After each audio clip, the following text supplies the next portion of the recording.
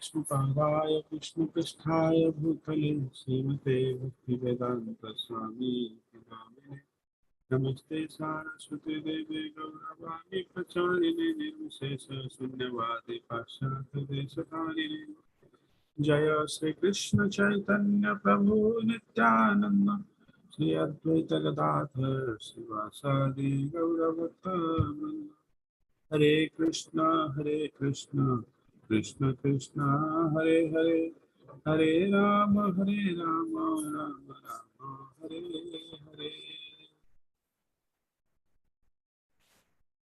Hare Krishna. Welcome all of you to our daily Bhagavad Gita reading session. I am really very pleased and impressed with your enthusiastic participation. Thank you. Yesterday we had read this verse 2.27 and we begin with some recap of previous verses 24, 25, 27. So what is happening now, basically in chapter 2, what we are reading, the contents of Gita summarized. In the first section, in the first 10 verses, Arjuna further expresses his doubt and at the end surrender to Krishna. So practical learning, we took that confusion, to be confused is not a bad thing. Even person of caliber like Arjuna is also confused. So no matter how much intelligence, knowledge we possess, the material world is a place of perplexity. So at times we are confused, and to find ourselves in that situation is not bad at all. But the learning is that we have to utilize this opportunity. We have to see this as an opportunity to increase our surrendering to the Lord. Arjuna in this utilized this opportunity and he surrendered to Krishna, accept him as Guru and requested him to show him the proper way what he is supposed to do in this condition, whether to fight, do his Kshatriya duty or not to fight in accordance with his Kula Dharma, duty towards his dynasty. Okay. So similarly, when we will be also confused, we have to surrender to Krishna. But you may say Krishna is not in front of us, but yes, he is in front of us in terms of the book called Bhagavad Gita, Srimad Bhagavatam. We can get into these books, okay, and surrender to the teachings of the message of Krishna. Krishna's representative are also here in the form of Guru. We can surrender to the Guru. It's as good as surrendering to Krishna. So this is how it means. And in the second section, Krishna started speaking Arjuna, and he immediately, if let's say his purpose is to just motivate Arjuna to fight the war, he could have done it in a different way. If it would have been us, we would have incited Arjuna. Oh, Arjuna, you see, you are showing your unwillingness to fight. These are the Kauravas. They have disrobed your wife. Have you forgotten that? In the middle of Kuru Sabha, Draupadi, when Dusasan tried to strip dresses of Draupadi and wanted to make her naked.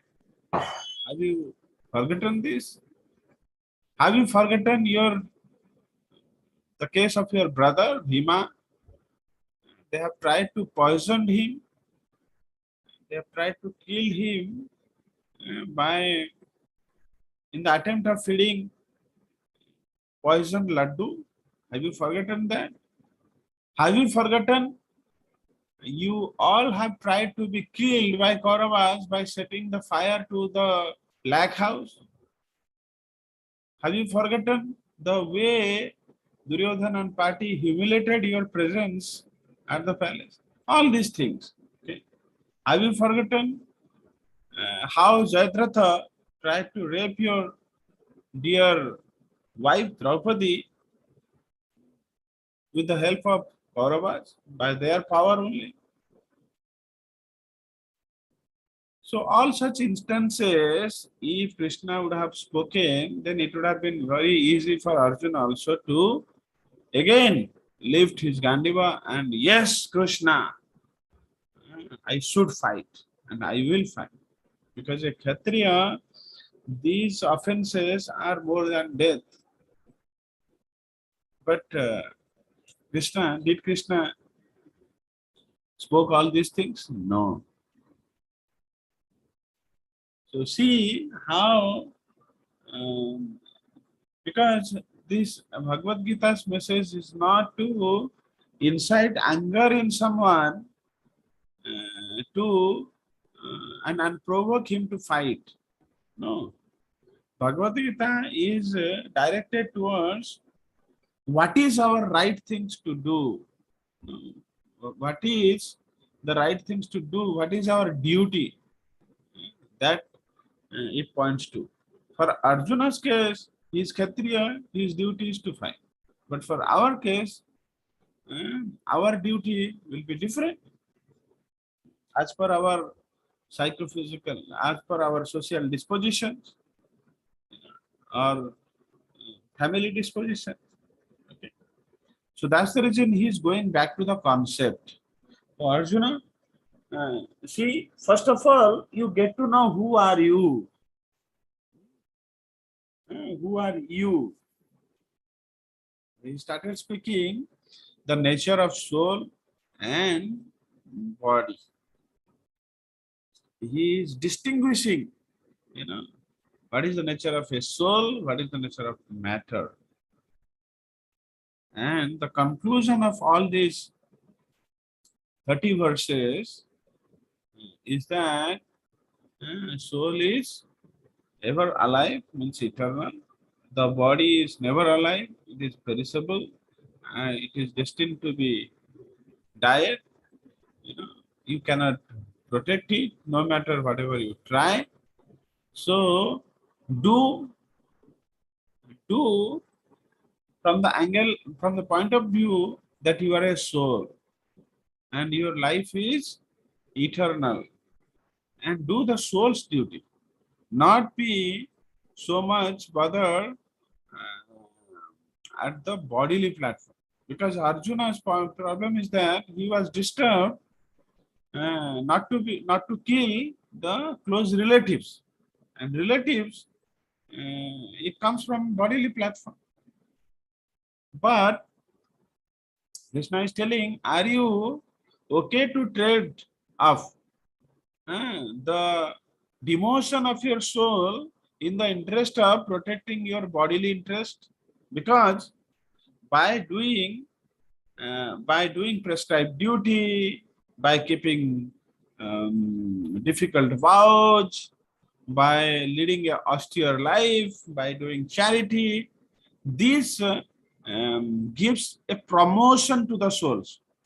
This gives promotion to the soul. The consciousness of the soul increased by doing this activity. That's the reason all our previous saints were leading a very austere life, and sometimes, most of the time, they are leading, a renunciate life.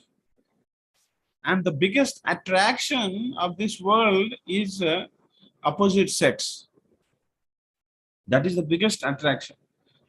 You see, all these ancient saints, they have given up this so-called exaggerated bodily pleasure. Why? Because that is so consuming that if the body is distracted in that petty enjoyment, spiritual elevation for the soul is impossible, almost impossible. It's like if you have already tested some sweet things and you again happen to eat gulab jamun, you will not release it.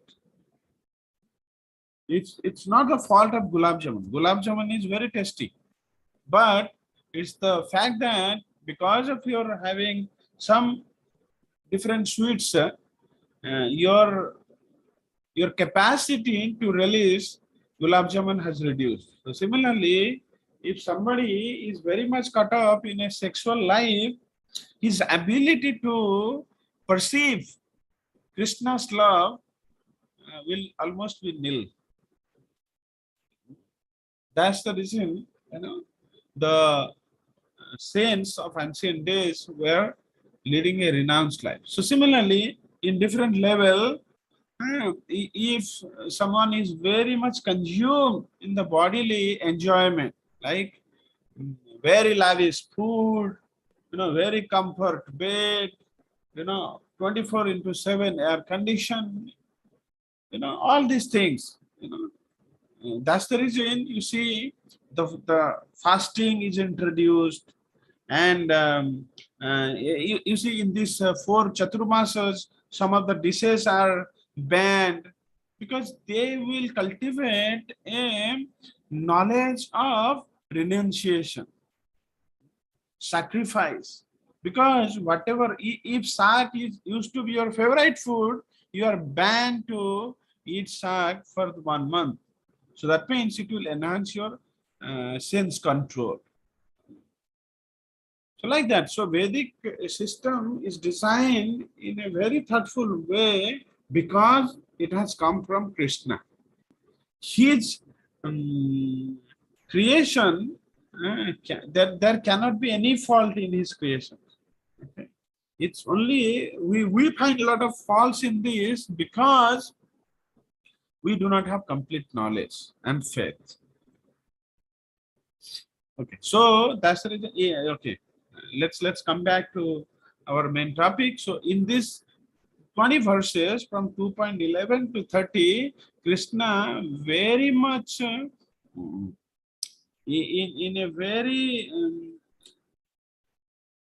detailed way, he is analyzing the soul and distinguishing it from the body. Why? Because if the concept will be clear, then it will not be difficult for the Arjuna to decide.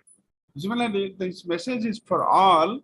If we really know what is our true nature, if not practical, at least theoretically, then you see, people are not motivated to chant the holy name of the Lord.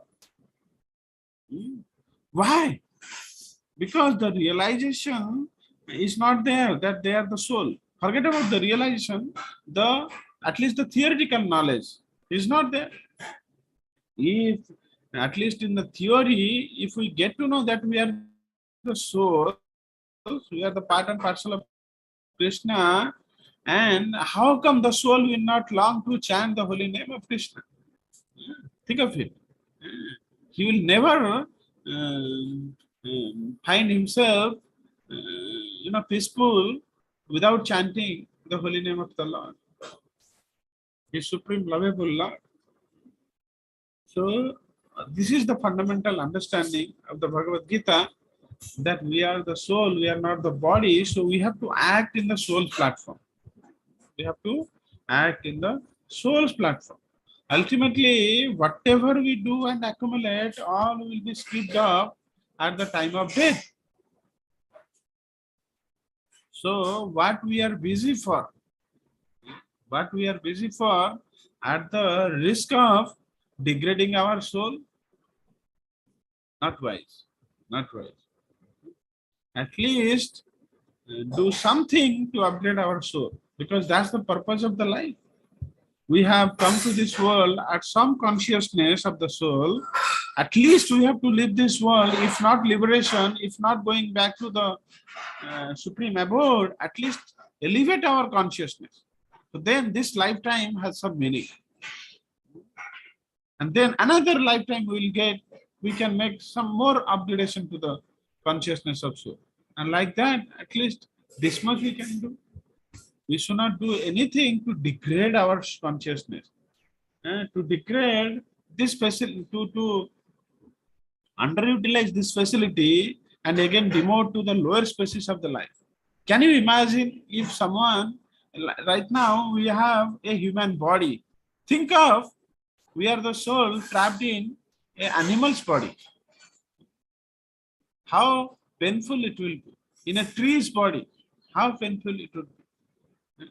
By our action, we can decide that. Our destiny basically is in our action only. Either actions of this time or from the previous lifetime. Destiny is nothing, awarded by the supreme authority. It is awarded to you as per the laws of nature, with respect to whatever actions you have done in past. We do not have any control to our previous actions, right? Because these are all said and done. But what is from now onwards, they can be really set up. So they will determine the future destiny. So that's the reason it is always told destiny is in our hand. And if we chant the holy name, it has the power to burn all the reactions of our past actions. It is such a simple and sublime activity. If we chant the holy name, Shuddha Nam, with pure faith, with selfless intention, just to please our Lord Sri Sri Radha Krishna, then all our past sinful activities will bear no reaction also. This is a simple method. Okay, again coming back to the chapter. Yesterday we read 2.27. This verse we have recited, and today we'll see the meaning of it and what our dear Srila Prabhupada is enlightening us in his wonderful purport. Let's have a look into it. One has to take birth according to one's activities of life, and after finishing one term of activity, one has to die to take birth for the next. In this way, one is going through one cycle of birth and death after another without liberation. This cycle of birth and death does not, however, support unnecessary murder, slaughter, and war. But at the same time, violence and war are inevitable factors in human society for keeping law and order. So you cannot substantiate this verse and say, you know, Jatasya dhruvam janma mritasya. You know, one who has taken birth is sure to die, and who is dying, he is surely take birth. So that's the reason there is no problem in killing someone. No. You cannot do that. Justify this verse to to whimsically kill someone. No, that will be sinful. Why? Why? Because you do not have any authority to check one's life, and in that way you are obstructing the soul to evolve. You are obstructing the path of the soul's evolution in that particular body. You cannot do that. If you are doing that, then it's a grievous act. It's a grievous sin. But at the same time, you see here, we have to understand the utility of violence and war also. Why they are necessary? Sometimes they are inevitable factors, because they are required to keep the law and order. So if, let's say, today any other country will attack us, will we take the shelter of non-violence and say, oh, you please come and possess our country? No.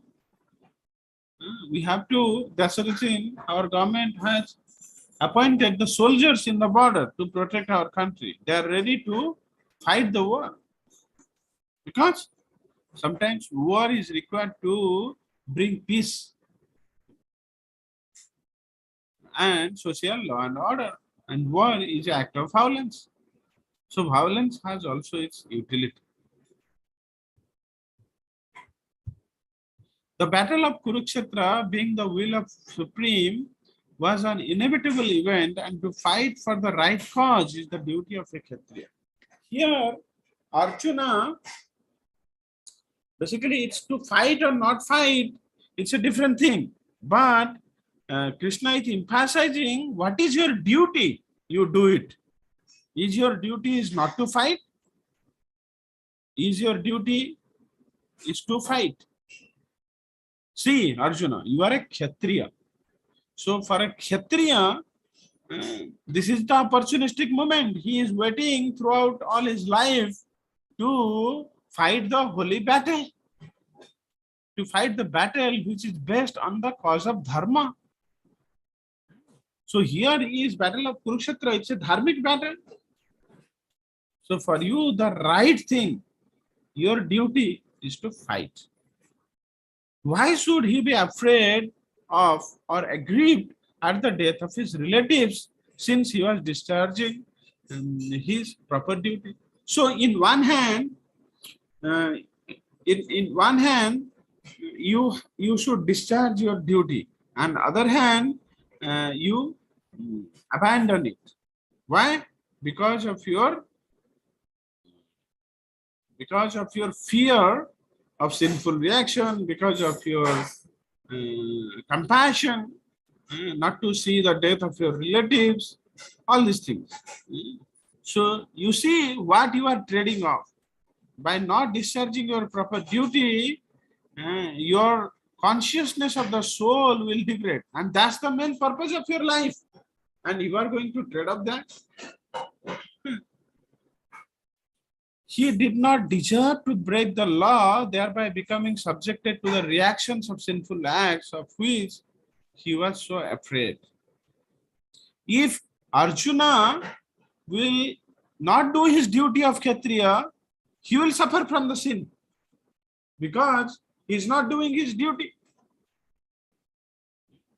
Rather, Arjuna is thinking, oh, if I will kill my relatives, I will suffer from the sin. You see?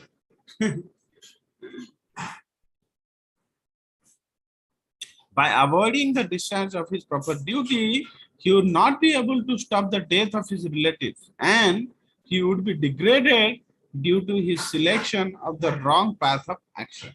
Degraded means the consciousness of the soul will be degraded. So what Arjuna is thinking is wrong. He will not get sinful reaction by killing his relatives. Rather, if he withdraws himself from the battle, he will suffer from the sins. Okay, let's go to the next verse, and we will again recite it today and see the synonyms and meaning. And we'll not have time to go to the purport today. We can read the purport tomorrow.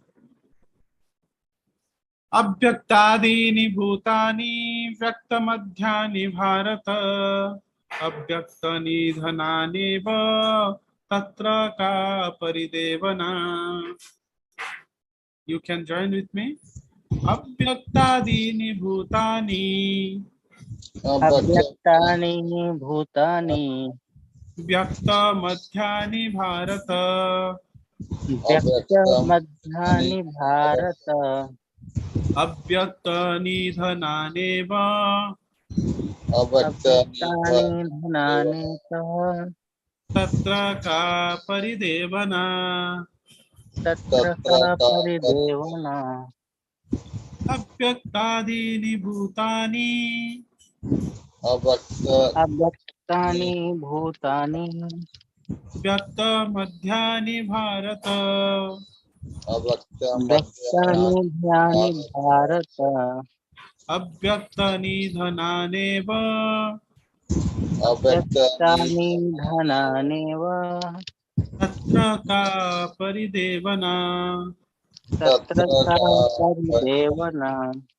अव्यक्तादीनि भूतानि अव्यक्तानि भूतानि व्यक्त मध्यानि भारत व्यक्तमध्यानि भारत अव्यक्त निधनानेव व्यक्तनिधनानि वा तत्र का परिदेवना.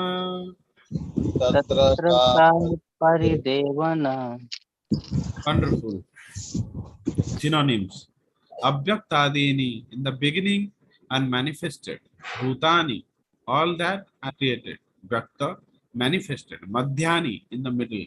Bharata, O descendant of Bharata. Abhyakta, none manifested. Nidhanani, when vacuous. Eva, it is all like that. Tatra, therefore, ka, what, paridevana, lamentation. Translation. All created beings are unmanifest in their beginning, manifest in their interim state, and unmanifest again when unmanifest again when annihilated. So, what need is there for lamentation? Thank you all very much. Srimad Bhagavad Gita ki jai, Srila Prabhupada ki jai. Hare Krishna. Tomorrow we will see the purpose.